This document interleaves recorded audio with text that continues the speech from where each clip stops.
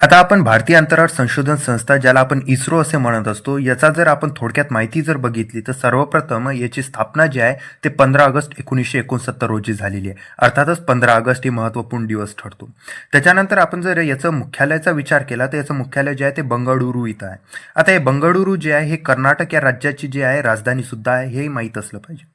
त्याच्यानंतर या संस्थेनं जे पहिला उपग्रह बनवलेला होता त्याचं नाव होतं आर्यभट्ट. आता पहा, ही संस्था जी आहे अवकाश संशोधनाशी संबंधित आहे, त्यामुळे हेही माहीत असणं आवश्यक आहे की पहिला भारतीय अंतराळवीर कोण होता. तर त्याचं नाव आहे राकेश शर्मा. आणि आत्ताच वर्तमानमध्ये जे आहे ते शुभांशु शुक्ला जे आहे हे दुसरा भारतीय अंतराळवीर ठरला आहे. आता कोणतीही संस्था म्हटलं की त्याचा कोणी ना कोणी अध्यक्ष असतो. तर इस्रोचा पहिला जो अध्यक्ष होता तो होता विक्रम साराभाई. आणि आता रिसेंटमध्ये जर आपण बघितले तर 9वे जे अध्यक्ष होते ते के. सिवन होते, 10वे जे अध्यक्ष होते ते सोमनाथ होते, 11वे जे अध्यक्ष होते ते नारायण होते. आता हे इस्रोचे जे 11वे अध्यक्ष होते नारायण यांची जी नियुक्ती आहे ती 2025मध्ये झालेली आहे. आता हे नारायण जे आहे ते यांना क्रायोजेनिक इंजिनचे प्रणेते म्हणून ओळखले जात असतं. तसेच यापूर्वी ते जे आहे अवकाश विभागाचे सचिव आणि अवकाश आयोग जे असते त्याचे अध्यक्ष सुद्धा होते.